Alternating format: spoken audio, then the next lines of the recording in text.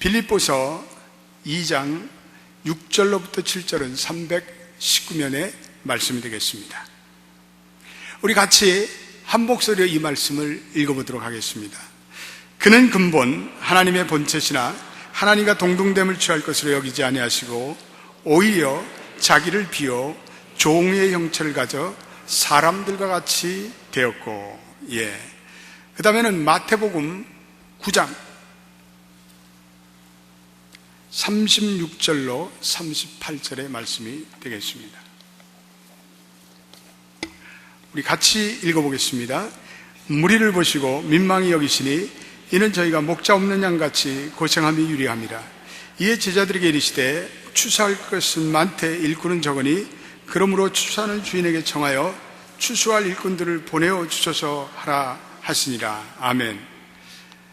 세계적인 미래학자 그리고 듀르 대학의 신학대학 교수인 레너드 스위트는 오늘날 어느 회사나 어느 공동체든지 그 리더가 가져야 할 세 가지 중요한 리더십에 대해서 이렇게 말하고 있습니다.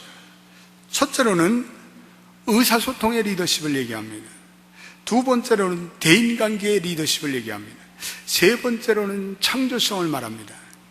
이것을 바꾸어 말한다면 리더들을 망하게 하는 것은 형편없는 의사소통의 기술, 미숙한 인간관계, 그리고 창조성의 고갈을 들고 있습니다. 이 포스트 모더니즘을 살고 있는 우리 현대인들에게 특별히 의사소통, 이 커뮤니케이션을 잘하는 것이 너무나 중요합니다. 스위트 교수는 오늘날 의사소통과 관련돼서 TGIF라는 새로운 단어를 사용하고 있습니다. 지난날 시대에는 문자로 된 글을 읽고 해석하는 데 주력을 했는데, 그러나 새로 등장하는 이 신세대는 이미지와 그리고 은유 언어를 더 중시한다는 것입니다. 원래 TGIF라는 것은 Thank you God, it's Friday 이런 말인데, 이 TGIF를 요즘에는 T, 트위터의 T, 그리고 구글의 G, 그리고 아이폰의 I, 그리고 페이스북의 F를 사용해서 이러한 소셜 네트워크를 통해서 서로의 의사를 긴밀하게 소통하는 신세대의 의사소통법을 말하고 있습니다.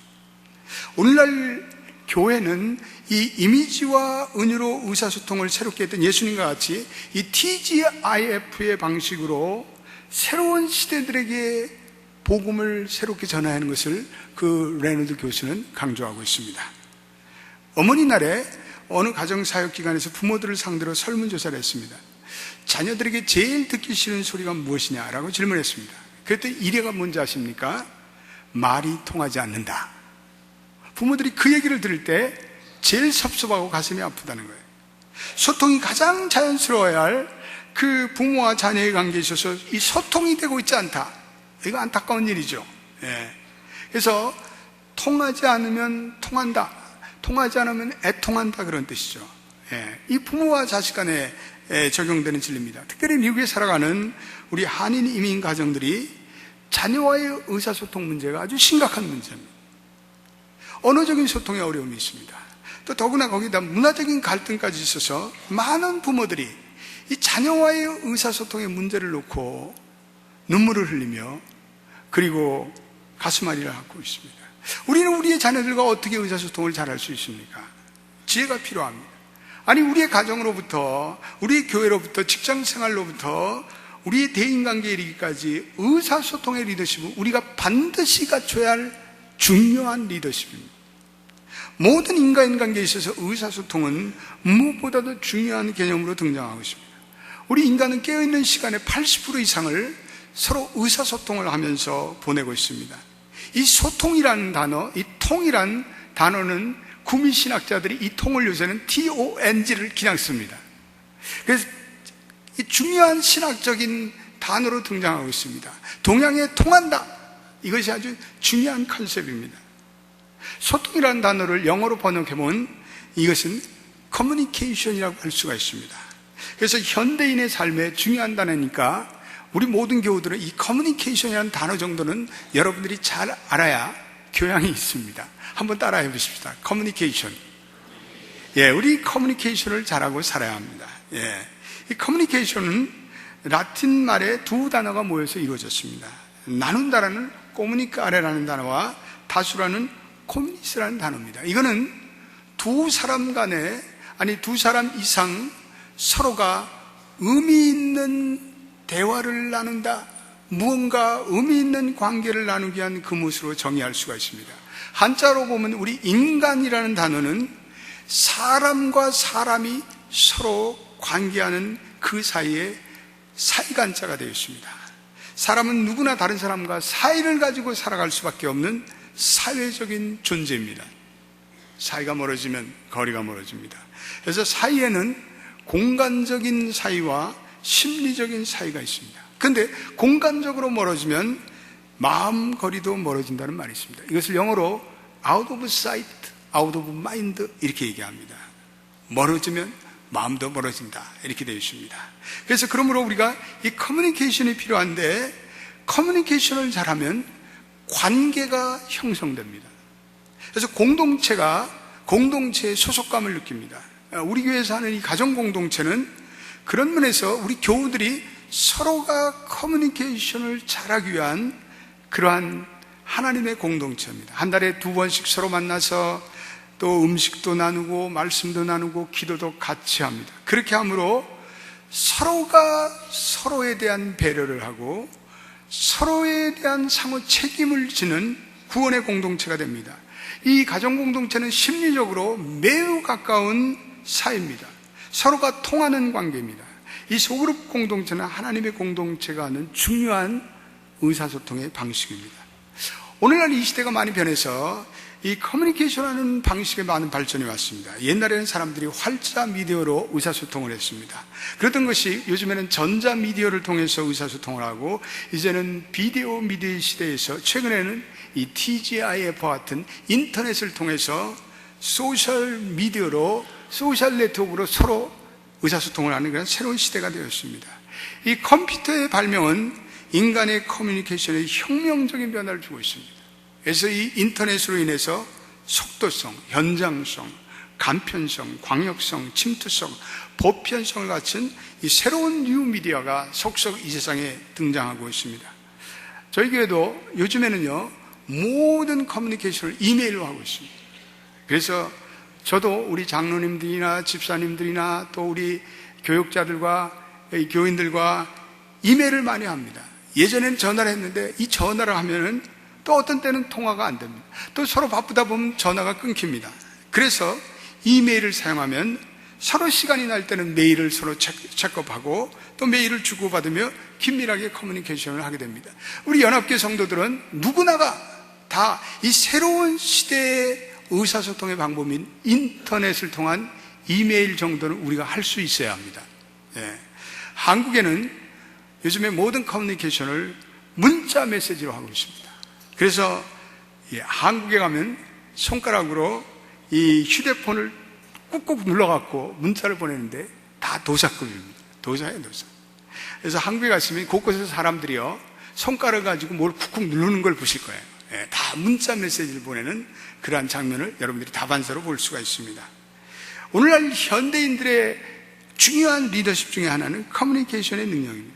이 커뮤니케이션을 리더십의 아주 중요한 부분입니다. 그래서 오늘 리더십 전문가가 이렇게 말하고 있습니다.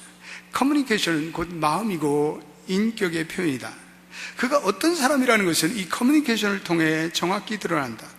속으로 아무리 고귀한 생각을 품고 있어도 그 생각을 제대로 표현하지 못하면 무슨 소용이 있냐?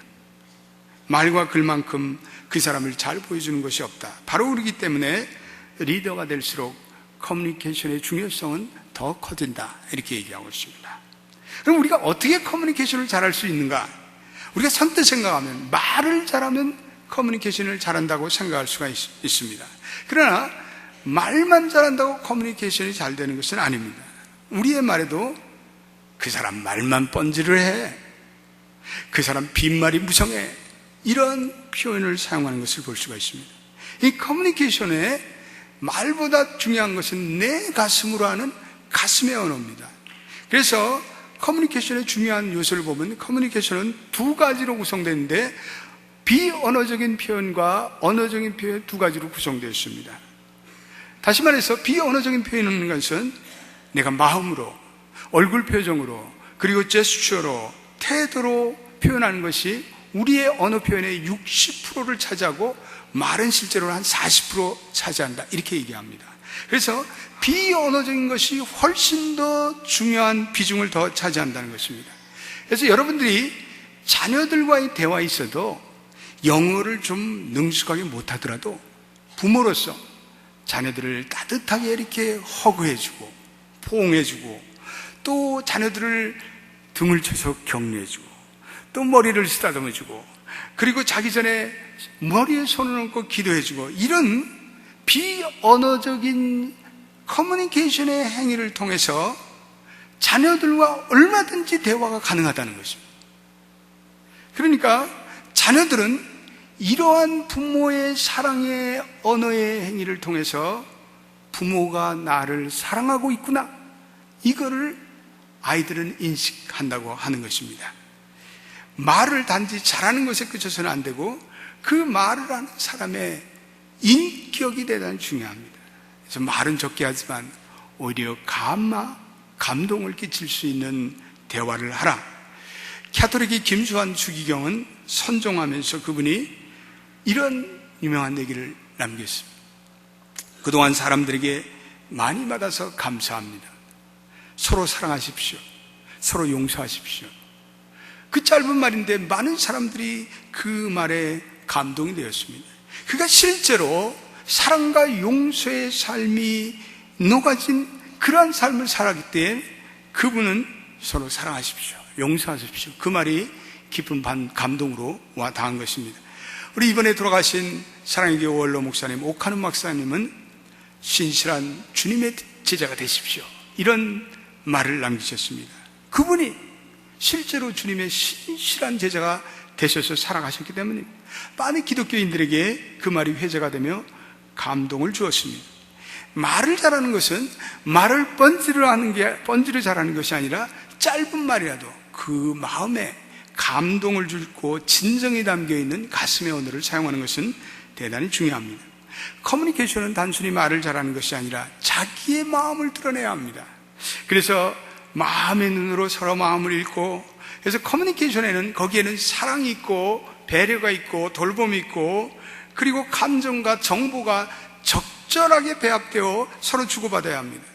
이러한 살리는 언어는 훈련을 통해서 가능합니다. 우리 이민자들은 이 커뮤니케이션 훈련이 안 돼서 서로가 서로를 오해하는 경우가 얼마나 많은지 모릅니다. 마음은 안 그런데 이 표현을 잘못해갖고 서로에게 상처를 주고 상처를 받습니다. 마음을 통하게 하는 커뮤니케이션의 방법 중에 하나는 상대방을 격려하며 칭찬하는 일입니다.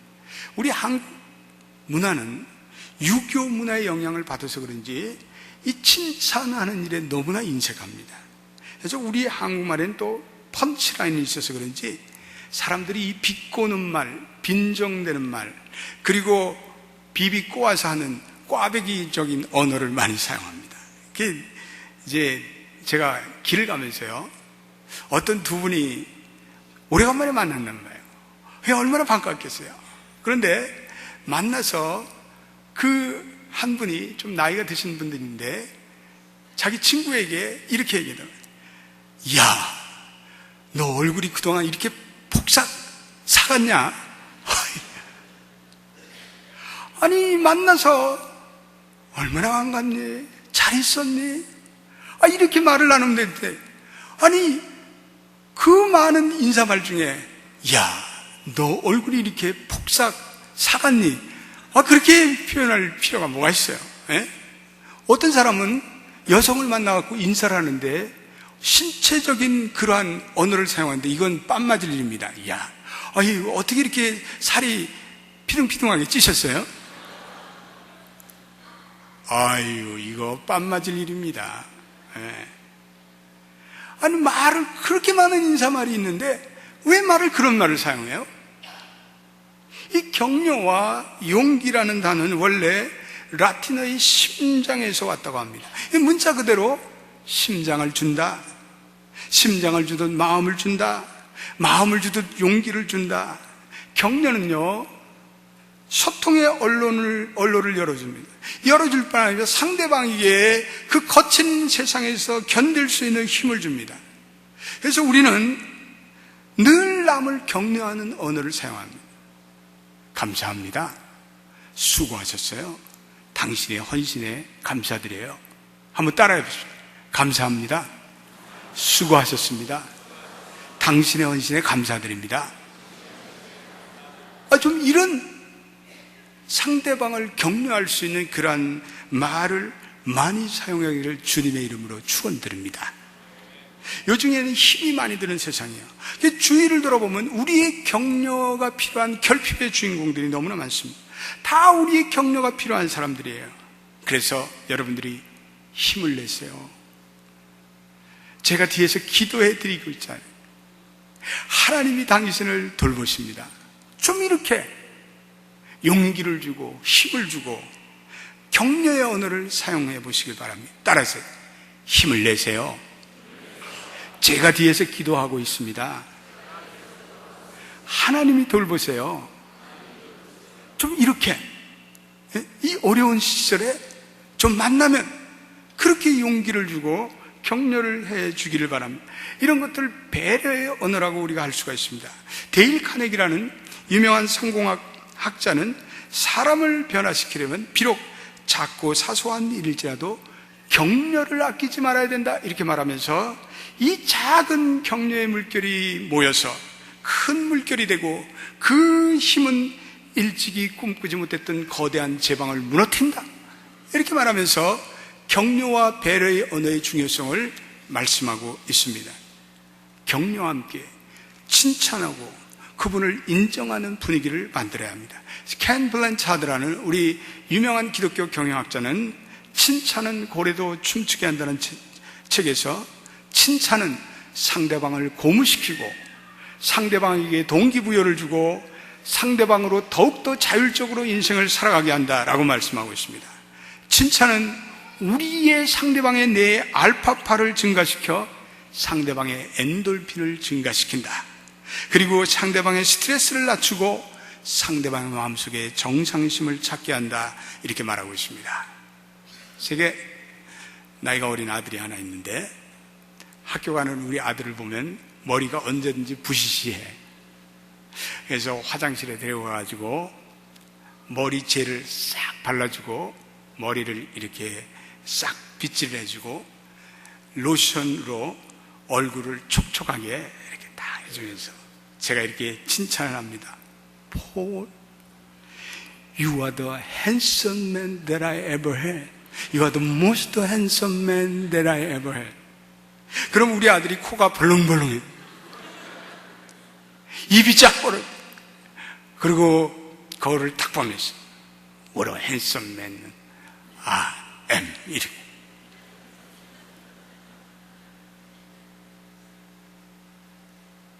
일본 속돈에 친절한 말이 3개월에 그 겨울을 따뜻하게 해준다 이런 말이 있습니다. 이를 자녀와 부모의 관계에 적용해보면 그 의미를 잘 알 수가 있습니다. 대부분의 부모의 시각으로 보면 아이들이 좀 부족한 것 같아요. 아이들은 다 그렇지 않습니까? 아이는 아이인데 근데 그 불만을 잔소리로 쏟아놓습니다. 근데 이 잔소리라는 것은 그 자체가 그 말 자체에 담겨있듯이 아무리 좋은 의도의 말도 듣는 이에게 소음이 된다면 그것은 잡소리가 되고 맙니다. 그래서 궁극적으로 아이들에게는 그 잔소리가 자기를 잡는 노이즈로 들리게 됩니다. 그래서 이 마음이 통하지 않는 커뮤니케이션은 서로의 관계의 단절을 낳는 안타까운 결과를 낳습니다. 커뮤니케이션이 있을 또 다른 축은요, 이 경청이에요. 커뮤니케이션은 크게 읽기, 쓰기, 말하기, 듣기 이 네 가지 요소로 이루어졌는데 대화를 잘하려면 1, 2, 3의 법칙이 있어요. 이것은 1부는 말하고 2부는 경청하고 3부는 맞장구 치라 이런 얘기예요. 한번 따라해 보세요. 1부는 말하고 2부는 듣고 3부는 맞장구 치라. 예. 우리는 많이 듣고 적게 말하는 좋은 습관을 우리는 키워야 합니다. 대부분의 사람들은 이 듣는 것에 익숙하지 않습니다. 경청하는 부분이 약해요. 우리 목사들이 보면 이 경청에 약해. 말은 많이 해. 그래서 마이크 한번 잡았다 하면 30분, 1시간. 예. 어떤 교회 임직 예배 가면 어떤 분들은 축사를 하면서 설교자보다 더 길게 축사를 해요. 예. 이런 재미난 말이 있습니다. 하관식에서 설교를 30분 이상 하시는 분은 그 설교자를 주책이라 하는데 이것은 주님이 책임지셔야 할 분이다. 공중예배 시도 벌써 기도가 6분, 7분 긴 기도를 하시는 분, 이분도 주님이 책임지셔야 할 분입니다. 이 많은 사람들이 모이는 모임, 그리고 예식에서는 기도와 설교와 그리고 축사 같은 것은 절제된 언어로 이게 간명하게 해야 돼요. 헨리 나운이라는 유명한 영성학자는 경청의 필요성을 이렇게 얘기하고 있습니다. 듣기란 당신에게 말할 차례가 돌아올 때까지 다른 사람에게 말할 기회를 주는 것이 아니다. 듣기에는 그 이상의 의미가 있다. 듣기는 상대방에게 완전히 집중하는 것이며 그들을 우리 존재 전체로 환영하는 것이다.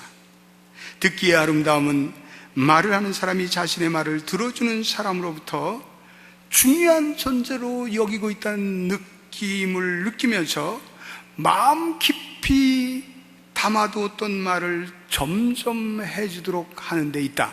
이렇게 얘기하고 있습니다.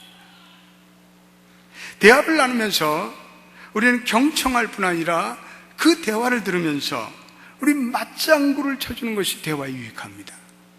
그러셨어요? 얼마나 가슴이 아프셨겠어요?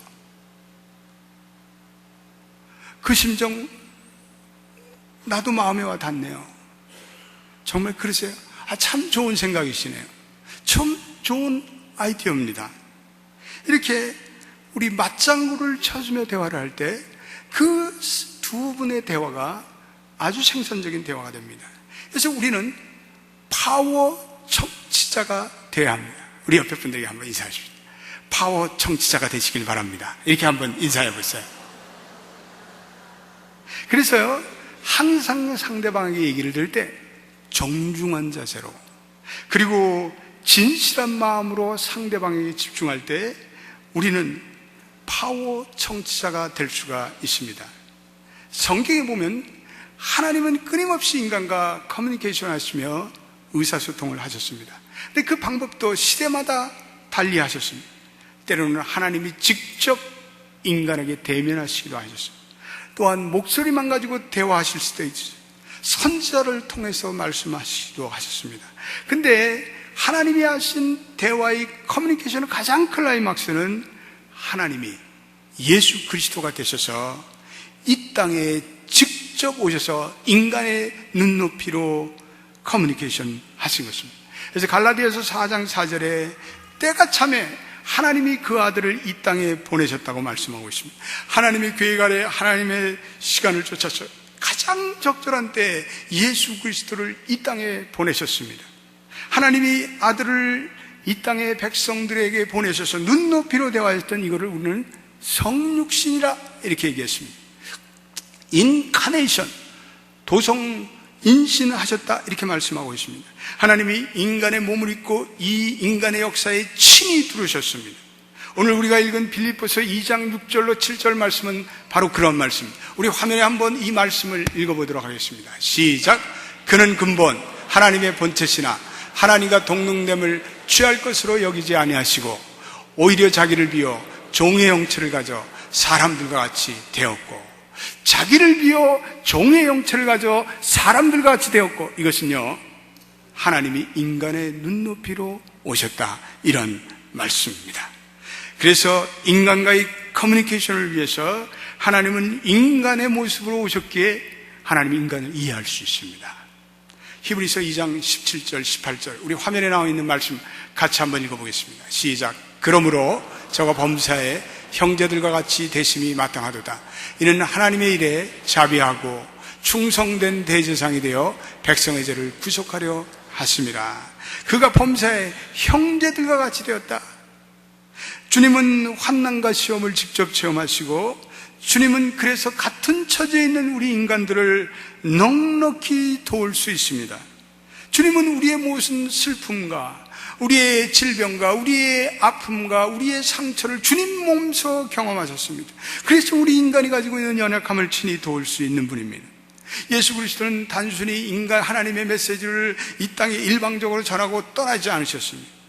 그분은 눈높이로 이 땅에 오셨습니다.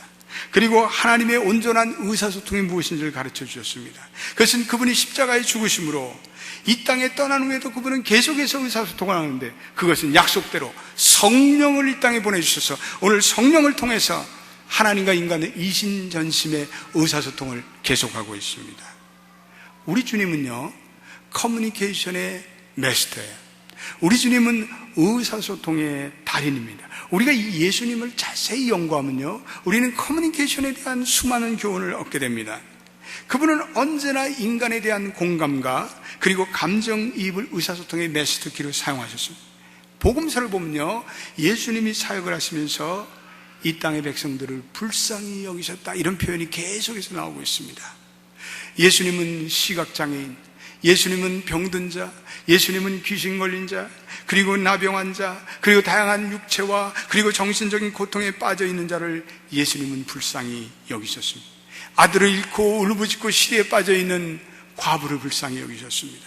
자신을 쫓아다니는 허기에 찬 그러한 무리들을 불쌍히 여기는 마음을 품으셨습니다. 그분의 초점은 단지 육체의 고통을 덜어주는 것이 아니라 그분은 하나님과 소통이 끊어진 인간들을 불쌍히 여기시고, 그 방황하는 인간들에게 하나님과의 대화의 메신저가 되려는 그분의 의도가 있었습니다. 오늘 우리가 읽은 이 마태복음의 말씀도 마찬가지. 마태복음 9장 36절로 38절 우리 한번 같이 읽어보겠습니다. 시작. 무리를 보시고 민망히 여기시니 이는 저희가 목자 없는 양같이 고생하며 유리함이를. 이에 제자들에게 이르시되 추수할 것은 많되 일꾼은 적으니 그러므로 추수하는 주인에게 청하여 추수할 일꾼들을 보내어 주소서 하라 하시니라. 예, 그렇습니다. 주님은 인간이 가지고 있는 상처와 아픔을 불쌍히 여기셨습니다. 그리고 주님의 마음을 품고 하나님 나라를 위해서 병들고 복음을 알지 못하고 그리고 귀신에 빠져서 그리고 세상 죄에 빠져서 살아가는 인간들을 구원할 수 있는 그리스도의 작은 예수들을 하나님은 원하고 계십니다. 그런 사람을 찾고 계십니다. 그런 사람을 사역을 통해서 하나님께서 오늘도 추수에 필요한 일꾼들을 모으고 계십니다. 예수님이요, 사마리아의 우물가로 가서 동네 사람들을 피해 당하는 한 경멸당한 여인을 향해서 이렇게 의사소통을 하셨습니다. 예수님께서 물을 길러 온 그녀를 향해서 내가 목이 마르니 물을 좀 달라고 요청하셨습니다. 사람들의 손가락질을 당해서 떼약볕을 피해서 떼약볕을 맞으며 우물을 길러온 그 여인에게 도움을 구하는 자의 입장으로 예수님은 다가가셨습니다. 예수님의 이러한 감정이입의 접근 방법은 여인의 마음을 활짝 열었습니다. 여인은 많은 상처가 있었습니다. 그리고 사람들을 두려워하고 회피하였습니다. 그러나 그 꼭 다쳤던 그녀의 마음을 예수님은 이러한 대화의 커뮤니케이션의 방법을 통해서 그 여인은 결국은 마음을 활짝 열고 예수님을 구세주로 영접하였습니다. 예수님은 이 불쌍한 여인을 회복해 하는 창조적인 커뮤니케이션을 구사하셨던 것입니다. 간음의 현장에 붙잡힌 여인도 예수님은 정죄하지 않으셨습니다. 율법대로 하면 돌로 쳐 죽일 여인입니다. 용서하면 모세의 율법을 어긴 자가 되어야 하는 매우도 곤혹스러운 상황 속에서 그때 예수님께서 몸을 숙여 땅에다 무언가 글자를 써가기 시작했습니다. 그리고 예수님의 짧은 그 한마디의 말이 전곡을 찌른 말이 되어서 비난하는 자들의 입을 봉하였습니다. 예수님은 요한복음 8장 7절에 너희 중에 죄 없는 자가 먼저 돌로 치라. 그 한마디가 그 누구도 아무도 이 여인을 정죄할 수 없도록 그 상황을 반전시켰습니다. 얼마나 지혜롭고 얼마나 은혜에 찬 커뮤니케이션의 방법입니까? 선하고 올바른 동기와 목적을 세우고 그 기준에서 순간순간 사람들을 향해서 은혜의 언어를 구사하셨던 예수님의 커뮤니케이션, 우리가 본받고 우리가 실천해야 할 이 시대의 새로운 언어가 아니겠습니까? 우리들도, 교회도, 이 세상을 끌어가는 모든 리더들도 사람과 공감할 수 있는 언어, 사람들을 이해할 수 있는 언어, 사람들을 마음에 품고 불쌍히 여길 수 있는 생명의 언어를 배워야 합니다. 새로운 의사소통의 방법에 대해서 우리는 귀를 기울여야 합니다. 하나님이 인간과 나란히 걸음을 걸으면서 흔쾌한 대화를 나누신 것처럼 우리도 이 복음을 들고 복음을 알지 못하는 세상 사람들에게 매력적으로 복음을 전하는 것, 그것이 진정한 전도가 아닐까요? 요즘 한국교회가 세상과 소통하지 못한다는 비난을 받고 있습니다. 기독교가 다른 어떤 종교보다도 이 복지와 나눔과 그리고 소외된 자를 위해서 앞장서지 못한다는 이야기를 듣고 있습니다. 심지어는 기독교와 교회를 향해서 집단 이기주의라는 평가가 나올 정도입니다. 문제의 핵심은 그리스도인들이 세상과 눈높이를 맞추지 못하고 세상과 소통에 실패했기 때문에 그렇습니다. 우리 교회는 어떻습니까? 우리 교회는 잘 소통하고 있습니다. 지역사회와 잘 소통하고 있습니까? 저 선교지의 백성들을 향해서 잘 의사소통을 하고 있습니다. 무엇보다도 우리 주님처럼 서로서로를 배려하고 서로서로의 격려하며 세워주는 격려와 그리고 용서와 배려의 언어를 사용하고 있습니다. 치열하게 고민하고 하나님과 의사소통이 단절된 저 불쌍한 백성들을 향해서 하나님의 사랑으로 다가가는 우리 연합교회와 여러분들이 되시기를 주님의 이름으로 축복합니다. 기도하겠습니다. 하나님, 우리에게 의사가 불통이 되고 있습니다. 자녀와 부모들이 의사소통이 잘 안 되고 있습니다. 오늘 교인과 교인 간의 의사소통이 안 되고 있습니다. 오늘 세상과 교회가 의사소통이 안 되고 있습니다. 하나님, 주님께서 하셨던 그 아름다운 커뮤니케이션의 의사소통이 우리에게 이루어지게 되기를 원합니다.